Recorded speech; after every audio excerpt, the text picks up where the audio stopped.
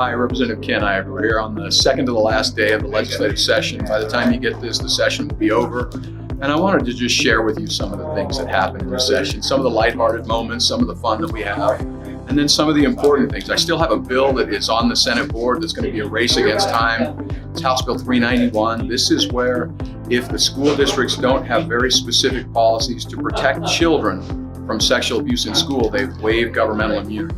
Really critical. I think it's probably one of the biggest policy things we've done to prevent childhood sexual abuse in school. We know that 1 in 10 students still, unfortunately, sadly, 1 in 10 students still experience what they call adult sexual misconduct in school. So that bill's still on the Senate board. Keep your fingers crossed. We hope that it'll make it in enough time. If not, we have to bring it back for next year. I want to share with you a little story that happened on the House floor. We had a colleague of mine had a bill dealing with the legislature's approval of federal designations over land in the state, monuments and designations like that. Well, the Constitution says that the state legislature must give consent. So I got up to speak to his bill, and I told a little story. And so on the floor of the House, I said, I'm going to share with you something deeply painful, something the scars run deep. I had a nickname in elementary school, and I'm going to share it with you here on the floor of the House as long as you don't tell anybody else. The nickname was Chunky. Now, please don't tell anybody else, but there was one and only one benefit to having the nickname Chunky. And that is, I got to be at the end of the Tug O War, at the end of the rope when you would have Tug O War in grade school. And that meant I was the last one into the mud. Well, our government is like a tug of war. You've got the big federal player on one side, and you've got all the states on the other side. And our system is designed so that we have healthy tension in this tug of war.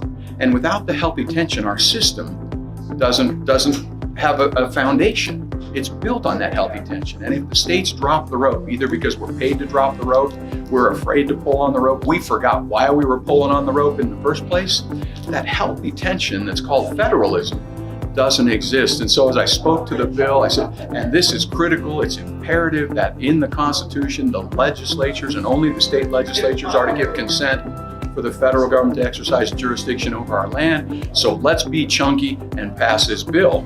And so that was my statement for the bill for my colleague on the floor. And then after they passed the bill, I had a colleague come up to me and gave me this. And it's just fun. I mean, the good-hearted stuff that happens, Republicans, Democrats, liberal, conservative, we fight for the issues we believe in. We have the perspective and the paradigm that we come from. We fight for the people and the values in our district and for our state. But there's a lot of good nature to this. People are doing the best they know how in a really tiring process. There's so many demands. I have the deepest respect for my colleagues on both sides of the aisle.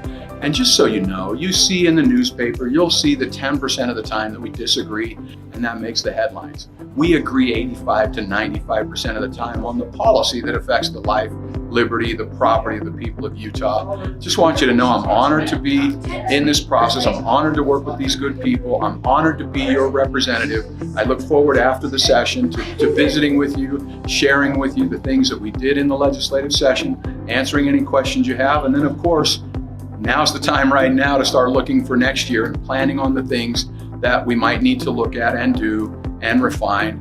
Going forward, there's going to be a task force on examining the tax structural issue. You've seen the videos we did before on the serious issues we have on our tax structure.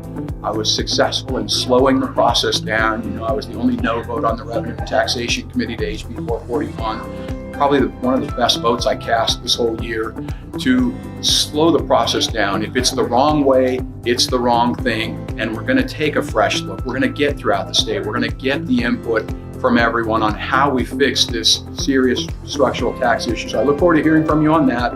Look forward to hearing from you on anything else that you have concerns of. Thank you for your support. I'm honored to represent you, and look forward to talking to you soon.